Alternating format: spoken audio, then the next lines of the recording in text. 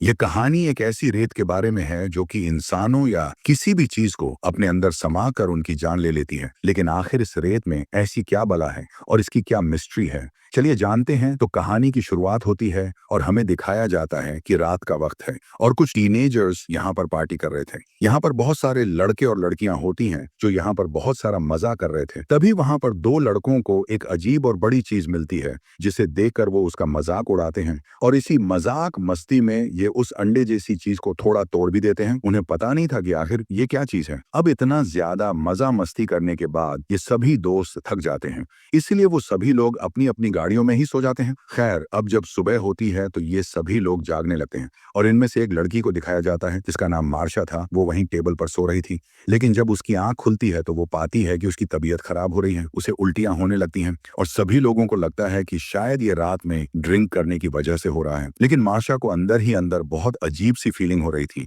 तभी वहां पर एक और लड़की को दिखाया जाता है जो वहां रेत पर एक पक्षी को बैठा हुआ देखती है। वो पक्षी बैठता तो एकदम सही आकर है, लेकिन अचानक से वो रेत उसे निगल लेती है। ये देखकर वो लड़की बहुत हैरान हो जाती है कि आखिर ये कैसे हुआ। इसीलिए वो जल्दी से दौड़कर अपनी दोस्त मार्शा के पास जाकर उसे रोकती है कि रेत पर पैर मत रखना, वहां पर खतरा है। लेकिन इससे पहले कि मार्शा उसकी बात सुनती, वो रेत पर पैर रख चुकी थी और उसका पैर भी रेत के अंदर जाने लगता है। वो बहुत कोशिश करती है अपना पैर बाहर निकालने की, लेकिन इस कोशिश में उसका हाथ भी रेत पर चला जाता है। अब वो घबरा जाती है और चिल्लाने लगती है। उसके दोस्त ये सब देख रहे थे और वो भी घबरा गए थे। वो उसकी मदद के लिए कैसे आते, क्योंकि इस रेत में कुछ ना कुछ अजीब हो रहा था। किसी को भी समझ नहीं आ रहा था कि उन्हें क्या करना चाहिए। अब मार्शा की हालत देखकर गाड़ी में बैठा उसका दोस्त उसकी मदद करने के लिए आता है, लेकिन सभी लोग उसे रोकते हैं। जहां वो किसी की बात नहीं सुनता और वो जैसे ही सैंड पर अपना पैर रखता है तो वो गिर जाता है। वो मुंह के बल गिरता है और रेत से चिपक जाता है। वो अपने आप को छुड़ाने की बहुत कोशिश करता है, लेकिन अब उसकी स्किन रेत के साथ चिपकने लगी थी।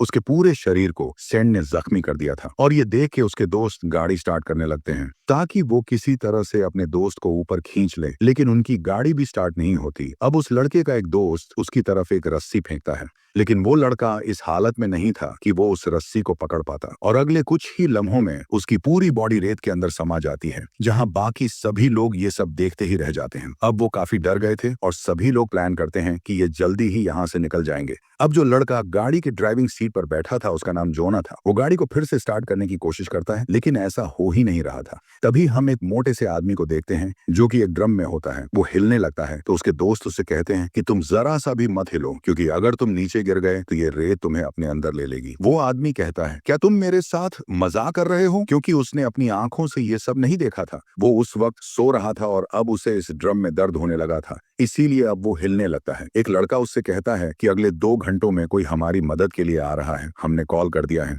तो अगर तुम इसी में शांति से रहोगे तो वो लोग हमें बचा लेंगे। ये सुन के वो आदमी मान जाता है, लेकिन उसने झूठ कहा था, कोई हेल्प नहीं आने वाली थी। वो सब लोग यहाँ पर फंस चुके थे। अब मार्शा की दोस्त कहती है कि कल रात हमने इसी बीच पर तो पार्टी की थी, तब इस रेत ने हमें क्यों कुछ नहीं किया, और यहाँ पर बाकी लोग भी तो थे, वो कहाँ गए? जहाँ अब ये लोग समझ जाते हैं कि वो सभी लोग रेत के अंदर जा चुके हैं और ये लोग रेत के अंदर इसीलिए नहीं गए क्योंकि ये रेत से ऊपर किसी न किसी चीज पर सो रहे थे। अब इतने में वो मोटा आदमी फिर से चिल्लाने लगता है कि मैं सूरज की किरणों से जल रहा हूँ, तो इसीलिए उसका दोस्त उसकी तरफ सनस्क्रीन फेंकता है और कहता है कि इसे लगा लो, इससे तुम्हें आराम मिलेगा। अब वो आदमी उसे लगा लेता है और उसे थोड़ा सुकून मिल जाता है। तभी उन सभी की नजर उस चीज पर पड़ती है जो कि उन्हें रात में मिली थी और उन्होंने उसे डैमेज कर दिया था। अब रात में उन्हें अंधेरे में उस चीज का इतना ज्यादा पता नहीं लगा था, लेकिन अब सुबह होने पर उन्हें पता लगता है कि वो एक अंडा था जिसे कि उन्होंने तोड़कर बहुत बड़ी गलती कर दी थी। यानी कि उस अंडे के अंदर जो भी चीज थी वो अब बाहर आ चुकी है, और ऐसा भी हो सकता है कि जो भी चीज उस अंडे के अंदर थी वो इसी रेत में चली गई हो और वही उन लोगों का शिकार कर रही है। अब जोना भी समझ जाता है कि वो लोग अपने लिए इस तरह से कुछ नहीं कर सकते, उन्हें खुद ही कुछ करना होगा। इसीलिए वो एक स्केटबोर्ड उठाता है और उस पर चलता हुआ टेबल के पास जाने की कोशिश करता है।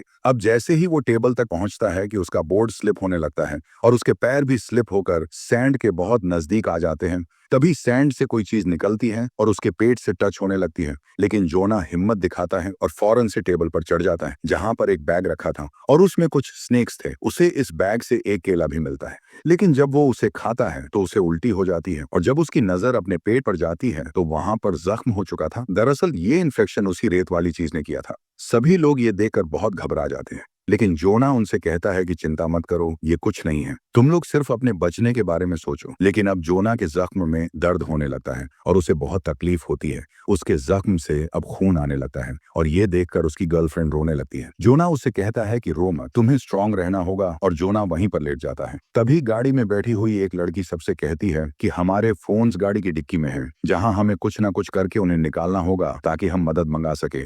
लेकिन कोई भी ये रिस्क लेना नहीं चाहता था, क्योंकि गाड़ी में बैठकर उसकी डिक्की नहीं खुल सकती थी। अब एक लड़की कहती कि मैं ये काम करूंगी। वो हिम्मत करके वहां तक जाती है, लेकिन गाड़ी की डिक्की खुल नहीं पाती। अब यहाँ पर चंदा नाम की लड़की उसे एक लकड़ी का टुकड़ा पकड़ाती है, जिससे वो इसको जोर से पकड़ ले और रेत की तरफ न गिर जाए। लेकिन अभी भी वो गाड़ी की डिक्की खोल नहीं पा रही थी। इसीलिए जोना की गर्लफ्रेंड उसे एक रोड देती है और कहती है कि अब ट्राई करो, जहां वो लड़की फाइनली गाड़ी की डिक्की खोल लेती है।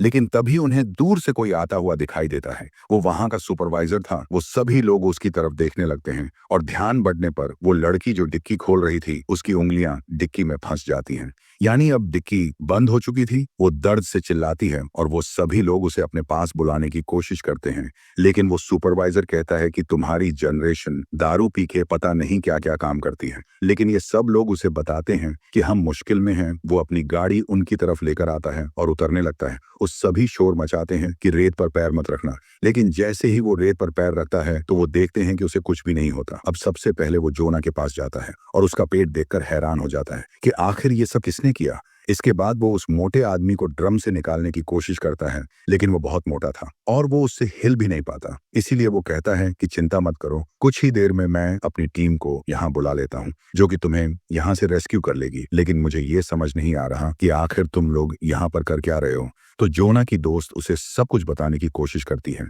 और कहती है कि हमारी दोस्त की उंगलियां गाड़ी की डिक्की में फंस गई हैं। सुपरवाइजर उसके पास जाता है, लेकिन वो उसकी हेल्प नहीं करता। ये देखकर जोना की दोस्त उस पर चिल्लाने लगती है और सुपरवाइजर उसके पास जाकर कहता है कि तुम मुझसे इतनी रूडली बात क्यों कर रही हो, तुम्हारे साथ परेशानी क्या है। जिस पर वो कहती है कि तुम्हें दिख नहीं रहा कि हम प्रॉब्लम में हैं, हम रेत पर नहीं आ सकते, पहले ही इस रेत ने हमारे दो दोस्तों को अपने अंदर निगल लिया है। सुपरवाइजर कहता है कि मेरे साथ ये गेम मत खेलो, अगर ऐसा ही है तो मैं रेत पर कैसे खड़ा हूँ, और तुम लोग भी जल्दी से नीचे आ जाओ। लेकिन जोना की दोस्त और उसकी दोस्त नीचे नहीं आते, क्योंकि वो जानते थे कि इससे उनकी जान जा सकती है।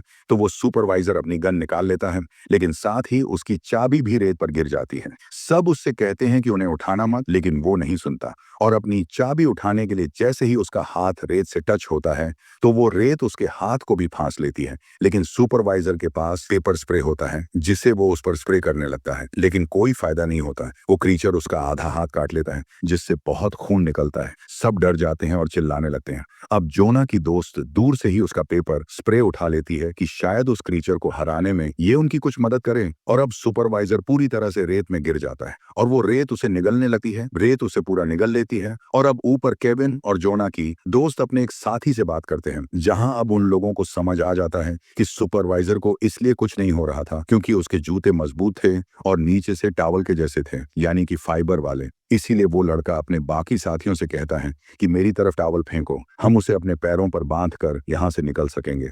जब उसके दोस्त वो टॉवल उसकी तरफ फेंकते हैं तो उसे पकड़ने के चक्कर में वो कैबिन से नीचे गिर जाता है। उसके नीचे गिरते ही रेत से बहुत सारे धागे जैसी चीजें बाहर आती हैं, जो कि शायद उस क्रीचर के टेंटिकल्स थे। वो उसकी पूरी बॉडी के साथ चिपककर उसका खून पीने लगते हैं और देखते ही देखते बाकी लोगों की तरह उस सैंड में गुम हो जाता है। ये देखकर वो लोग बहुत डर जाते हैं। अब चंदा अपने कानों पर हाथ रखकर रोने लगती है और जोना की दोस्त उससे कहती है कि सब ठीक हो जाएगा और साथ ही उसे एक ग्रिल सीधी करके रखने को कहती है और उसके साथ एक और ग्रिल वहां पर रखकर कैबिन से जंप लगाकर गाड़ी में चली जाती है। और अब जैसे ही वो गाड़ी में आती है तो वो चंदा को थप्पड़ लगाती है, क्योंकि ये सारा उसी का प्लान था कि यहाँ पर आया जाए। हालांकि इसमें उसकी कोई गलती नहीं थी। और अब ये दोनों मिलकर उस डिक्की में फंसी लड़की की उंगलियों को निकालने की कोशिश करती है और वो उसे निकाल भी लेती है। अब जोना की दोस्त उसके हाथ पर टॉवल बांधती है और वहीं दूसरी तरफ हम उस मोटे आदमी को देखते हैं, जो कि उस ड्रम में फंसे होने की वजह से उसका पूरा शरीर दर्द करने लगा था। उसकी बॉडी से खून भी आने लगता है